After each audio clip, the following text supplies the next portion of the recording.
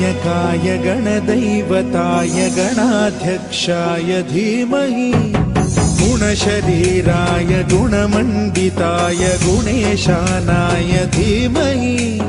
गुणातीताय गुणाधीशाय गुणप्रविष्टाय धीमहि एकदन्ताय वक्रतुण्डाय गौरीतनयाय धीमहि